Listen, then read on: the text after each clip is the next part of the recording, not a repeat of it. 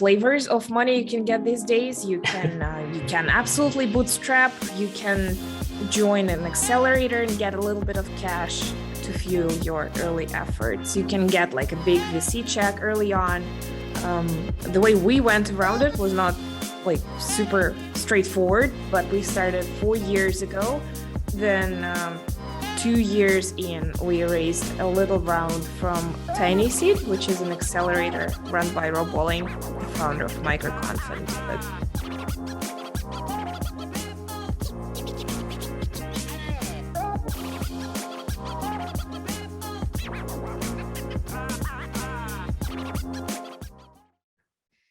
All right, on this episode, we have a very awesome guest that I've been following for a long time. Her name is Jane Portman, and she's a co-founder of Userlist, a 4-year-old startup, and it's raised 2 rounds of funding, and host of UI Breakfast podcast, a very popular 7-year-old podcast with over 220 episodes and 2 million plus downloads. Welcome to the show, Jane. Thanks so much, Beck. Excited to be here. And where are you calling from? I'm calling in from Russia, actually. So that's my hometown, a little bit to the south of Moscow. Okay. And you're a mom of 3 kids as well, right? That is correct. Wow. 8, 9, and 3. Wow. 2 boys and 1 little girl. You know, I have to commend you. You're a superhuman. When my wife and we just babysit our niece and nephew, 8 and 5, for like a whole afternoon. We're exhausted, like exhausted. I go to bed pretty late, and then when I babysit them, my wife and I just crash pretty early. Yeah, it's not like parents don't get exhausted if they do it regularly, you know. It's just a matter of getting into a routine, I guess. Yeah, but you know, you have a lot going on. So you have your startup, you have 2 podcasts, and you're raising 3 kids. So anyways, I just want to take note and acknowledge how successful you're able to balance and juggle all these things. Thank you. It's nice to swap tables. You know, we've been recording for your interview maybe a week or 2 ago, and I was equally delighted about the size of the team and the rank of the company you manage. So yeah, the respect is mutual. Thank you. Thank you. So on this episode, I was thinking to kind of cover 2 aspects of your life. You know, on the design podcast, we typically we try to showcase the different paths a designer can take. And, you know, typically, maybe historically in the podcast, I've covered a lot of big companies. So like, yeah, it's aspirational to go work at a big company, but there are other paths. Recently, we interviewed a YouTube content creator, a very successful one. And so the episode will be out soon, but that's another path in terms of career path. You don't have to just land at a big company to feel like you've succeeded. You can start your own company. You were actually a UI or UX consultant for many years, right? Before you started a software product company. That's correct. And I'm glad that we're bringing this up, because I think throughout my journey, I've been in many places, and it's nice to give in retrospective there, like to see, because when I was a little girl and I was starting out the design career, I thought, you know, in order to be a famous designer, you just need to be a good designer. But it couldn't be more deceptive to think that. Really, it's not until I started building authority, writing, do other marketing stuff, essentially, that the audience started to grow and things started evolving, you know. So yeah, happy to discuss this today. Yeah, actually, let's take the journey back. What got you interested in design and software design? How did you start that? And then also, you know, how did you fall into consulting? How did you build your client base? And what led you to create a SaaS product? So I've been in design since 2000, I think 4. Yeah, I was in my 11th grade. It was a summer job in an agency. And I landed at the agency as like a junior designer / illustrator, showing some student design projects. And I stuck with that agency for another, I don't know, 6 or 8 years. And I went through college. It was a part-time job at first, and then I also had multiple side gigs, freelancing, building websites on the side, all kinds of stuff that students do. But I stuck with the same agency. And by the time I was 25, I grew into their creative director. And it's not that hard if you stick with the company for a while. We went through a couple recessions together, and ultimately it was me managing a team of a few designers, around 10. And then I had my first child when I was 25, and I was home on my lawful maternity leave, chilling, properly baking pies and doing other stuff. And then I realized that I want to go back to design, and I miss work, but I don't want to manage a design team again. I just want to do my best work. Now, I knew I was a good designer. I knew English, so I just ventured out and started looking for work online with international clients. And that's when this consulting part of my journey started, and that was 2012. And ever since, I've learned from so many great people online. There's been copy hackers who taught me writing. There's been Nathan Barry, who showed how to write books to build authority. There is Patrick McKenzie, who showed how to charge based on value, not on the hours you spend. And I was a little bit on Upwork, was called Odesk back then. And I was like, nope, I'm going to write my first book and I'm going to quit Upwork for good and not come back anymore. There were some good clients, but there were also some shady clients there as well. And that's, I still sometimes like fishing for talent there. There is talent, but it's really, it really is a scary place.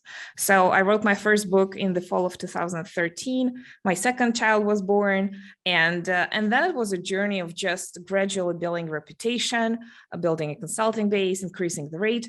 I jumped on the productized consulting train pretty early, and back in 2000, what was it? Maybe 14, it was like a hot topic, and there were listing posts describing examples of productized consulting. So I was lucky enough to be one of those examples, which brought a number of clients to my plate. And then I had the collaboration with Envision, and I wrote a book for them on fundamental UI design. And then I wrote 2 more books on my own.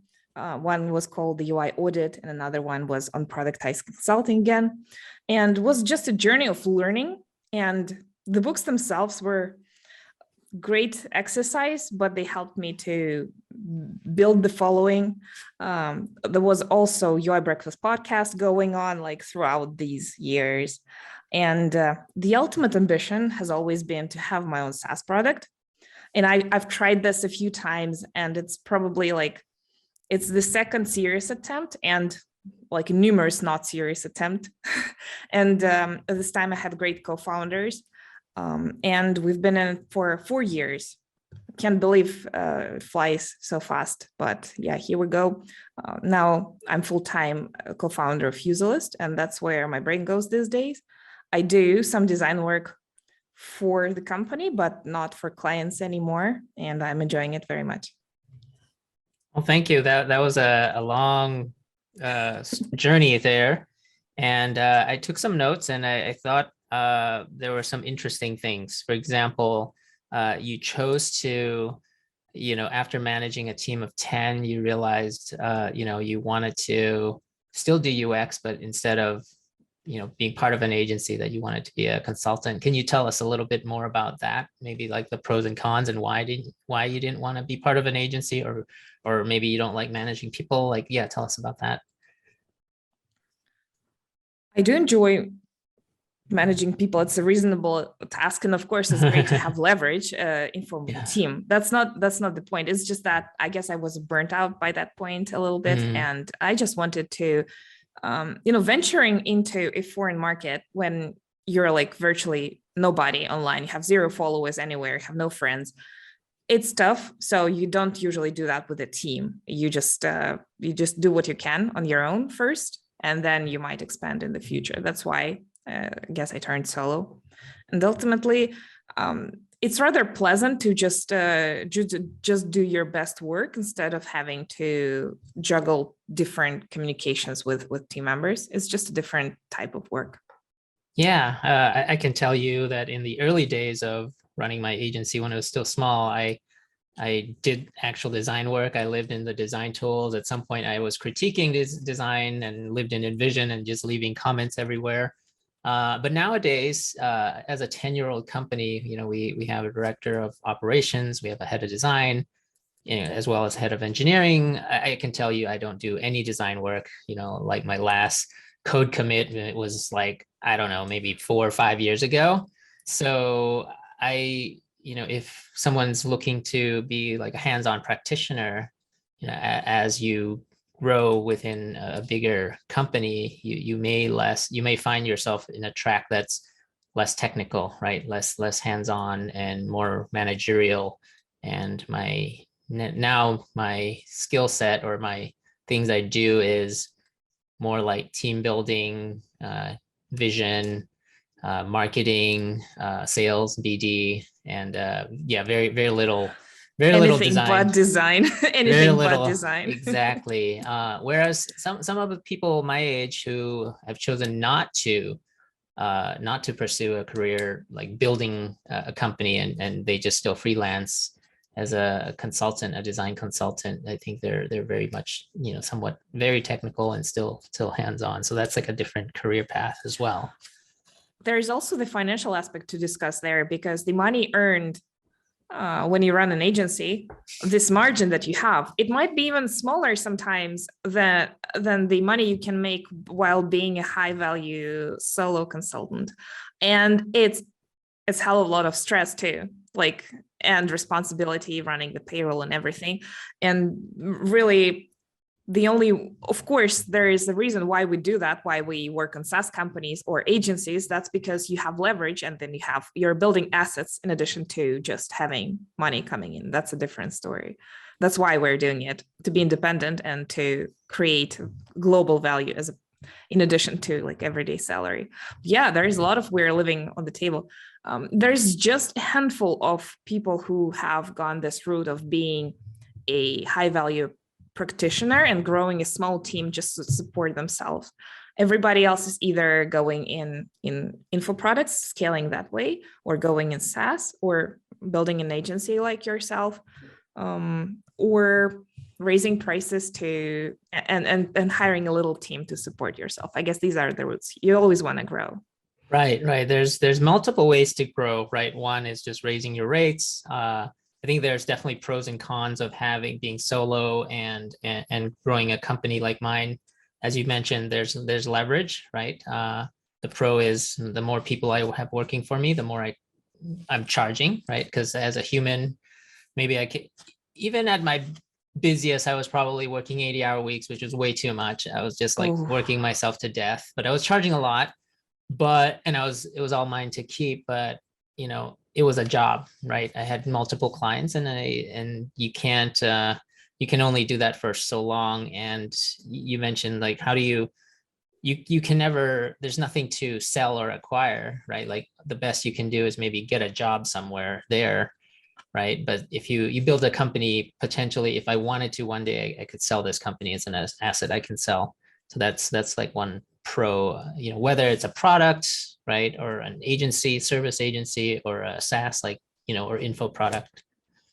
There's actually one more route we forgot to mention here is training. So flying around the world, giving workshops and team training and stuff like that, which I also did make an attempt to do, but quickly realized that traveling around, it's not the biggest pleasure as soon as you do this 50 times a year. Well, I didn't try 50, but it was obvious that it's not the route to go. And just doing it remotely didn't sound great. I tried a couple of remote workshops and it was just exhausting to do this, because it's a different level of engagement that you get in person versus digital. So I think people have gotten better at this now that we've been through 2 years of practice, but it's still different dynamics.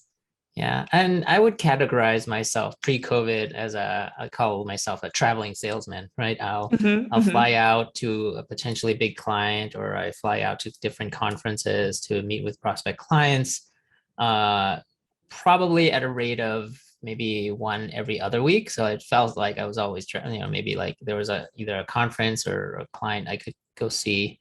So it was a lot. And but I think after with COVID, and I have zero travel. It's like the complete opposite.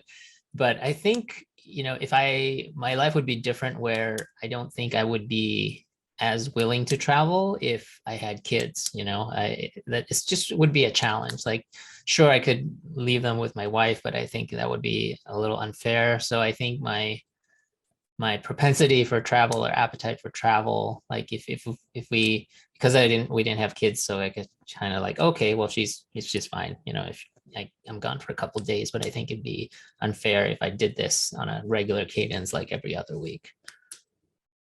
Yeah, and being a mom, we do have nannies and babysitters, and without that I wouldn't be able to juggle whatever you described. But yeah, going away is a different story for a woman versus a man, because like my husband is always traveling, but I'm supposed to be the one who is keeping the lights on in the house. And if I leave, that's gonna be a challenge.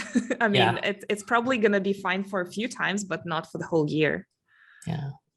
Tell us about productized consulting. So for people who have never heard of that term, what does that mean? And in concrete terms, what do you offer as a productized consultant services? Productized consulting is a way of selling your consulting services as predefined packages with a specific price and specific deliverables and specific rules. Basically, you just shape what you do into something that is easier to buy, easier to understand, and you have sort of a menu on your site. And of course, there is always bespoke work on the upper end of this, but there are some lower price, obvious engagements that make you easier for people to hire. And it's not just consultants who are struggling to find clients, it's also clients being intimidated by consultants, because you see somebody high profile, you don't know, maybe you talk to them on a call and they're going to charge you 5K or something. So it makes you more approachable. It displays part of your progress, makes it more clear. And there's like, it's a win-win for everybody to productize part of that. And the book I wrote a few years ago was it's like a paint by numbers little guide that shows you how to exactly find parts of your service that are more scalable, and try and turn this into a consulting menu. In my old years, I did a service that was called Correlation, and was creative direction for SaaS companies, a nice monthly fee. And I had 3 to 5 clients every month, and I did like a chunk of work that came back to them the next month, and I do another chunk of work, and it worked great. It was a reliable stream of work, basically the dream. There are mistakes you can run into easily, and one is overbooking yourself, because you always need to leave some margin in case an exciting one-off project comes along, or in case in my year 2015, I had this book offer from Envision that I couldn't resist. So I had these recurring clients. I had a consulting project from Joanna Weeb, which I couldn't turn down because she's a celebrity and also downright awesome. And I had a book to write, and I just like really burnt out that year. So I took a break, and my husband was telling me like, look, you have this brilliant recurring revenue. What are you doing, Jane? And I was like, well, but I just can't. And I wrapped up that monthly service. And since then, I've always leaned towards some sort of products supplementing my income, and just slowly shifting to SaaS. Yeah. I think I frankly am enamored of that path, selling hours all the time. I mean, 10 years plus, because before Impeccable, I always freelance as well. So even at a time when I had a full-time job elsewhere, I always had a company, a holding company, where I would take side gigs and side hustles and somebody had a small project, small SaaS, and I could work on it after hours, I did that. So it's a great way to build your experience and portfolio outside of opportunities that maybe your day job doesn't provide. But the point I'm trying to make is I think you're always trading money for time. And what you're trying to do here is you're trying to create products that basically disconnect your value versus your time, right? So like people can buy your books, you can sell, if it's print on demand or it's ebooks, you can sell an infinite number and not be capped by your time versus having a software agency, you're capped by how many bodies you have and how many hours they can work realistically, which is less than 40 a week. So yeah, it's a challenge and it's a cap. And I like what you're doing. And part of why we're having this conversation is so that I can learn from you. Tell me about, you've written so many books now. So if somebody wanted, an enterprising young agency owner, not so young anymore, wanted to write a book, what are the steps that you would recommend? What's the workflow or process? Oh, oh well, in my days, I used Nathan Barry's book called Authority, and he specifically, he's a great marketer, so he outlines not just how to write the book, and writing the body of the book is not hard, but building the audience around it, planning for the launch, planning for some marketing around it, and I think it had all the great stuff you need, except for one missing component, which was how to write useful books. So like my first book was a complete flop in that regard. And only after that, I got acquainted with Amy Hoy and Alex Hillman's Stacking the Bricks and Sales Safari process that they recommend, which is basically digging public forums and stuff for pain points and writing about what people need. And also Rob Fitzpatrick has recently published a book which is called How to Write Useful Books. I have not read it, but I am very sure there is good stuff inside. Yeah. You know what? It's almost same thing with like, I see a lot of similarities with just owning a business, right? Like a design business. You're doing everything but design. There's so many, right? Writing a book, writing it, and the content itself is just a small thing, right? You have to build the audience, and you have to find the pain points, you build your lists, and so on. Like when you have a business, a service business, sure, the craft of that business is important, but there's also so many. I can tell you, probably I spent a good chunk of my time developing new business, maintaining existing relationships, trying to get them to renew and increase spend, recruiting, making sure you attract great people, everything but design, right? Talking about design, talking a lot about design, talking about our work, talking about why you should join the company. Yeah, so I think it's fair and easy to see that writing a book is not about writing a book. And that's a big one piece of it. It's also not about money. Yeah. You made it sound like books are in their own way to make money. Your first book is very unlikely to make money, and so the second and maybe the third is because if you do the traditional publishing route, maybe you will make good advance. But generally speaking, the traditional publishing route, it's more complicated. It's a longer process, and you're just doing this for publicity because it's definitely not for the money. It's not even comparable to the money you can make consulting. It's just about building authority. But even if you do a self-published book, just having it in your mental portfolio on your site or in your head helps you play in a different league.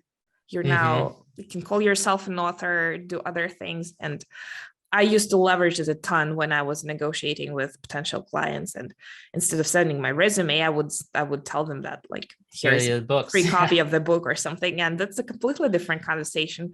And it's also proof that you can do some serious projects and you can ship them and polish them and market them. And that's a whole different set of skills.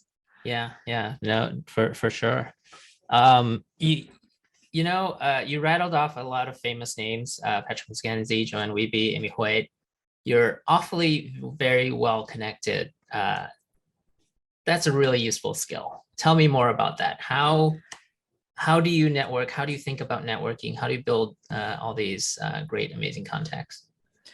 What you mentioned, I did not like, they were not my friends at the time I learned from them. They were like stars up there. And it, of course, I'm very lucky to know them right now, but it's mostly been a journey of, going to some level, then maybe going to a conference, meeting some of them personally. Conferences have been great. I miss them so bad. Yeah, going to conference is a great way.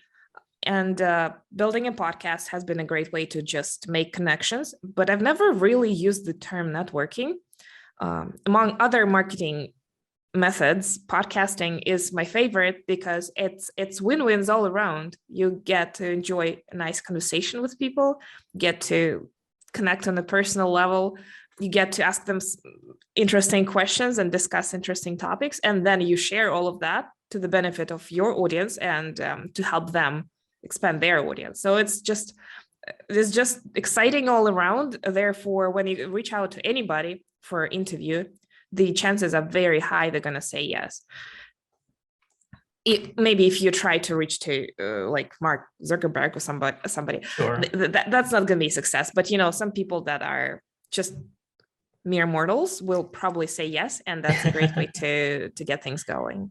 Yeah, especially a 7-year-old podcast with even with 200 plus episodes. I'm probably 35, 36 episodes, and the fact that it's been around for almost a year now, even that has had. I'm telling you, from my personal experience, that it has power, right, in terms of introductions and stuff. I think for me. I don't see it as maybe I went into this thinking there's monetization. So I'd love to ask, like, how long did I'm sure you have sponsors for the UI Breakfast podcasts, and how long did that take to get before you got some sponsorship? I got first sponsors maybe in 2017, probably. And my friend Kurt Alster at a conference, I was like, I'd love to get started with sponsorships. Like it's decent numbers. Like, how do I do that? He's like, you just start. And that's what you do. You put up a sales page for this, put out some stats. Yeah. And you can strike a deal with somebody, or you can run sponsorship for a couple of your friends. And since it's naturally distributed to some audience and they hear about your sponsorships, we have this link, like, would you like to sponsor us on each episode? That's how it grew. Like, we don't sell out 100%, but it's fairly close. And also don't be afraid to raise your prices, because if you've talking to sponsors is an overhead logistically, because you have to, organize, accept payments and stuff. So if you're sold out 100%, the obvious way out is to raise your prices and get more money for less communications. And sure thing, there are people who run multiple podcasts and sponsorships are their primary source of income. I don't want to go that route, because actively forging for sponsorships, it's a pretty miserable activity. I don't want to spend my days this way, but the way they come inbound, that's totally doable. So we do that. Yeah. So that tells me I should put up a sponsorship page on the podcast, so that but you also kind of gave me some ideas in terms of, like, maybe I should maybe reach out to some close networks and see if they'd like to just start sponsoring even smaller startups and stuff like that. Give away the first few for free for your friends. Nobody will know, as a favor. Right. And like, I keep doing it occasionally for my friends too. But the idea is that the people will hear the format. They will hear the format and think, oh, I could be there, and they will start looking for that link to the sales page you mentioned. That's a great idea. So just give away the sponsorship. Okay. Great. Yeah, I've started actually, I went in just thinking like, oh, I'd love for this to be like its own thing, but now, whatever, 30 plus episodes in, I see it as very complementary to my design agency. And, it's a great way to network, like you said, build more connections. I've been able to get through the door of some of these big companies that normally, I think if I came knocking as a vendor, right? Hey, I have something to sell you. Would you like to buy my design services? They probably say no, thanks. But hey, I'd love to interview you for my podcast. Actually, I love featuring, more women, more minority, more BIPOC, more diversity, and people love that. Like I'm not trying to do that because it's most people, it's the trendy thing to do. I'm trying to do that because when I started it, I didn't see many women. I didn't see many, Asians, in the industry. So I wanted to feature more of them. Right? A lot of the famous people you mentioned, they're typically white Americans, right? Famous designers. So I wanted to feature more minorities, and so that's been kind of the mission. Or people who don't necessarily are in the Bay Area and are famous that way. There's so many ways to make that happen. Yeah. It's a great tool. Yeah. So I think I'd love to, you've I would say I've had the home advantage in terms of location, right? Like Impeccable was in the Bay Area, so we were driving distance from a lot of big tech companies. So you're a designer working out of Russia. You even mentioned using Odesk and Upwork, which I'm very familiar with.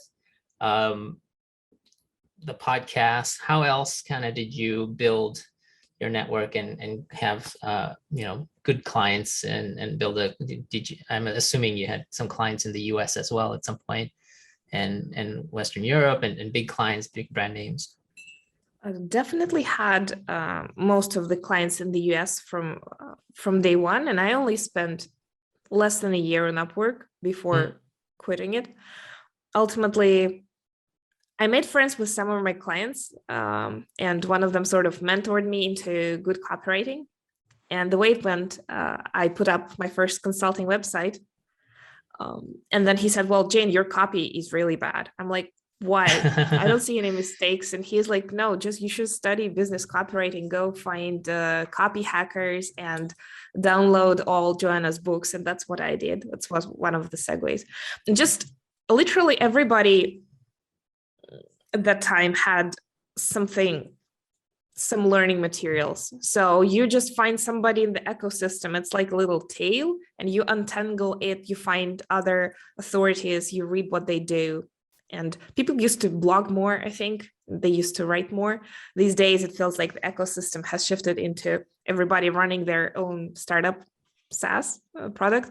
But those days, there was so much to learn. So I guess one of the tips is to not be afraid to invest into your education, because that's where it all starts. And just paying some dollars here and there for a book or a little course. And if at that time you would translate that into Russian money, that would be pretty insane. But it's like, I don't know, $200 for a course, stuff like that. But it is really an investment in your education. So do that. Yeah, I can totally agree. I buy a lot of books and I read a lot of books, and now they've kind of turned into audiobooks. But yeah, people, don't think too much about spending a ton of money into higher education, like an MBA or grad school.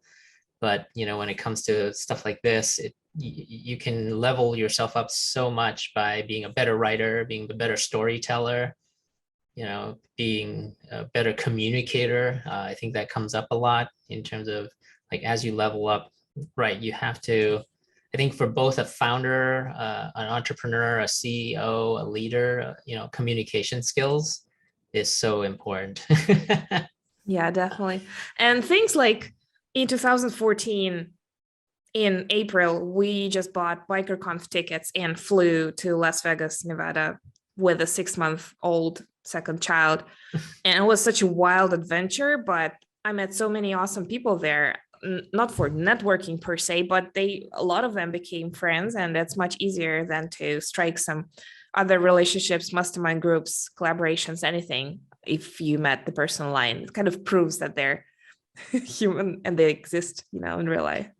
Yeah, networking gets a dirty rap, but when I think of networking, it's just like meeting people. Let's call it what it is, meeting new people instead of calling it network. Or like when people say, "Oh, I hate sales. It's so sleazy." It's like, well, I don't really sell anything. I just talk about our work. Here's what we do, and here's what we've done for a similar client. I'm not really like, this is either something you need or you don't. So It's interesting. I want to mention that it feels like everybody's a designer these days. There are so many designers, so many developers, but it's still hard to find a good designer, and it's still hard to find a good developer. There's always place for good, responsible professionals. So just go up there and do it. absolutely. I'm gonna take a break now. We'll kind of like the fourth wall here, because maybe like what else could we be talking about? And do you have any questions for me, or any directions this conversation could go? We could talk about the role design plays in Userlist and like what I did there for design. Yeah, I was gonna shift topics actually into more the startup now, because we've talked a lot about design. So let's do that. I want to shift topics to you, as Jane, as the co-founder of Userless. So how has your role shifted? So now that you're more of a co-founder, what's the mental mind shift? If designers want to be entrepreneurs, be startup founders, what do they need to think about, other than obviously the design of the product and the user experience of the product? Startups is all about marketing. Like, we started out as a team of 3. It was me doing design and product. Claire was our marketing co-founder, and Benedict was our technical co-founder. Claire then left after about a year in, and I just been doing marketing all in, hands-on, building a team, helping me with marketing, and more marketing to come, basically. And the design work itself, it's just a mere fraction of what I do for Userlist. And just generally speaking, the split between effort of designers and developers in a product, it's enormous. Like, a few hours of design work can fuel development effort for weeks.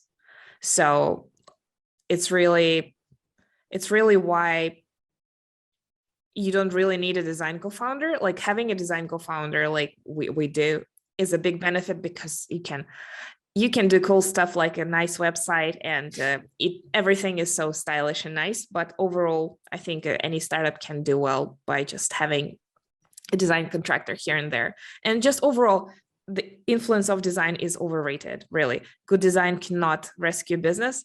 Good design cannot ensure product market fit.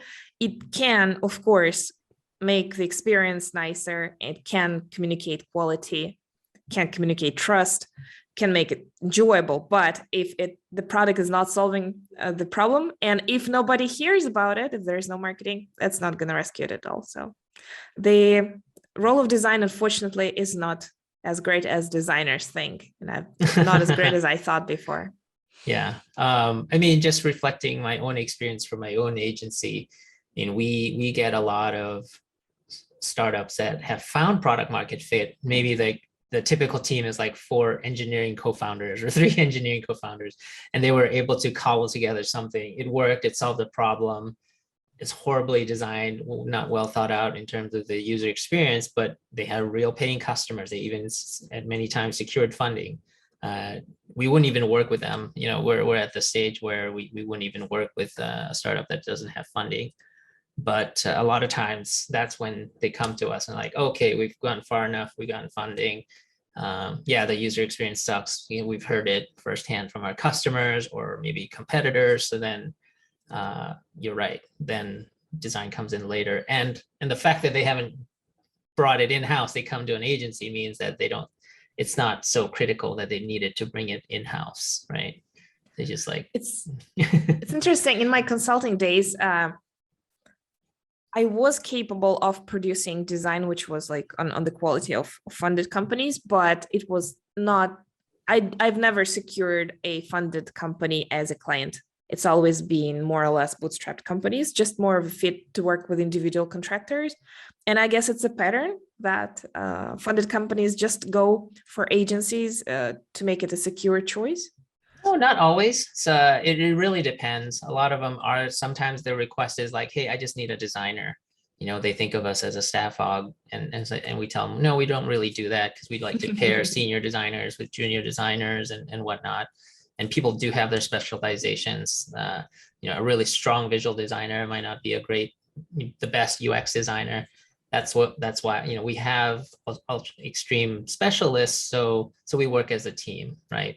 So if a startup wants a generalist, or like a little bit of branding, a little bit of UX, a little bit of visual, that's not a really good fit for us. So I think, whether you're startup funded or not funded, you have to know what your needs are and identify whether that agency is a good fit, right? Whether it's, do they do staff aug? Do you want a generalist? Do you want specialists? What is your pain? And try to solve for that. So yeah, and you did, I like your insight of like a designer can create so much work. And then just from my own data point, right? Sometimes we have like a designer paired with a front end and a back end. Sometimes the ratio is 1 to 3, like 3 engineers to 1 designer. I've even encountered ratios like when you get to bigger IT shops, like bigger outsourcing companies, you might even end up with like a ratio of like 1 designer to 100 engineers. And that's on the extreme side. I wouldn't exclude that. Yeah. In those days when I ran that monthly service for SaaS companies, I would come in for like 3 days of work every month, and I would very quickly get ahead of their roadmap, so they would not catch up on the development side.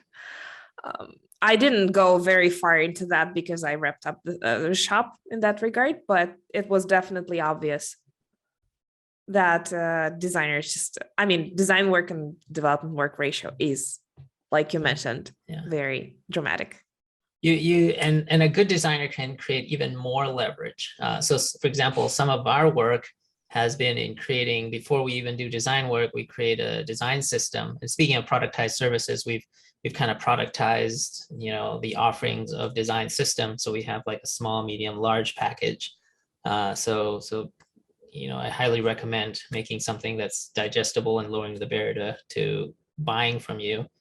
But in creating good design systems, you just now go from, so like one client, they have their own designers too, but with a really well-made design system, not only are we helping them create designs faster, we're also helping their team move faster, their team of own designers. Now they assemble stuff using the design system. There's one aspect of product work that is like completely overlooked, and that is a designer working together with a front-end developer and troubleshooting little details and polishing the UI so that it looks and feels exactly as they intended. And that can be as much work as you want to invest. Like seriously, when we polish something new, like a new feature or a new component in the UI, can go like 50, 100 little fixes, like here, there. And Benedict, he's great at this. He's not even he's absolutely not a sloppy developer. It's just a design eye can notice little things that other people don't see. And the compounding result is a sum of those little things. If it's sloppy in different places, it will look sloppy altogether. But then when you polish that for a component and you reuse it across as in the design library, that's where real leverage appears. Okay, so you wear multiple hats and you have many considerations. So how do you balance that? I would call it the OCD of a designer with kind of the practicality and the budget constraints of the entrepreneur, Jane, right? Like, the answer is that we don't build new components that fast. That often. We would do that polishing process, but it only happens like once every couple months or something, and everything else is more of a scalable, like we have systems in place that allow Benedict to build new stuff using what we already have and what we already polished. Of course, it's not like 100% perfect, but it definitely gets the job done. For designers who want to become entrepreneurs or who have their own startup ideas, you've bootstrapped this for a while. Kind of paint us a real picture of kind of your startup journey. And you've only recently raised funding as well. So maybe also talk about kind of the fundraising process as well. There's so many flavors of money you can get these days. You can absolutely bootstrap. You can join an accelerator and get a little bit of cash to fuel your early efforts. You can get like a big VC check early on. The way we went around it was not like super straightforward, but we started 4 years ago. Then 2 years in, we raised a little round from Tiny Seed, which is an accelerator run by Rob Walling, the founder of MicroConf and Drip, just basically in our ecosystem. So that gave us a little bit of runway. And this year we raised another round from 22 angel investors. And that gives us a little bit of runway to expand our team and to fuel some growth. And it might look like a linear journey, but there were a lot of doubts in terms of like what product market fit looks like. And it only this year, I think we had real clarity about what our audience really needs. And we added a couple features to our plate that make us stand out from the competitors. One of them in spring was company accounts. And just to explain a bit, most email software thinks about their audience in terms of individual users, even though SaaS companies serve teams. So Userlist allows for many to many relationships between companies' accounts. So instead of just opening up your Userlist account and seeing 3,000 of humans, you can see that these 3,000 humans represent like 124 accounts, and you can segment accounts and you can track account activity and do other cool things. So that was what we've added this year. And a few months ago, we added marketing email to the table. So now our customers can handle both marketing and custom email in one tool. So with this in mind, I think we really match our customers' needs, and we're ready to put fuel on that fire. And that's what the angel round is supposed to do. Okay. I actually totally forgot to even ask about, this is horrible, but what is Userless? We talked about you as a journey and you as a founder, but like, what the heck is Userless? Yeah, it's an email marketing tool for SaaS companies. And if you think about, an email tool for bloggers, ConvertKit comes to mind. An email tool for e-commerce is Klaviyo, however you pronounce it.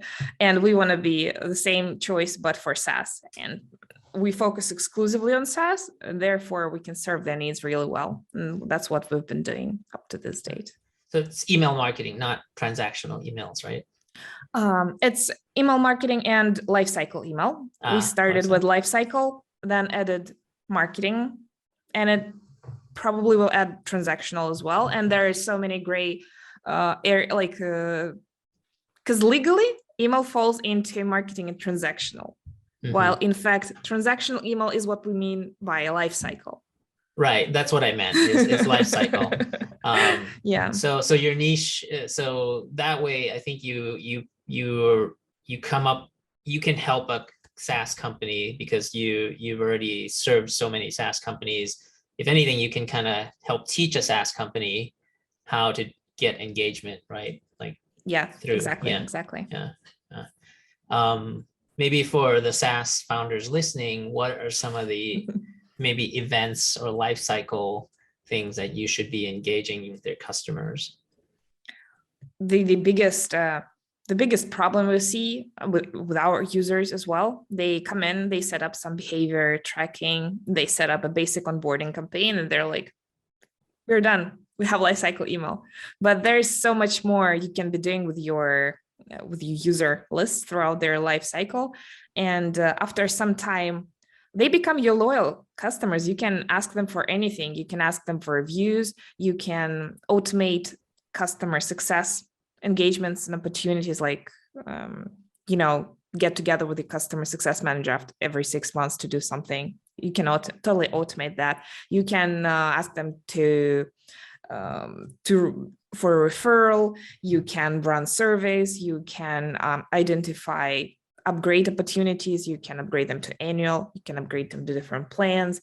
You can identify churn risks and reach out to them proactively. This is a ton of stuff you can do. Nobody does it, I swear.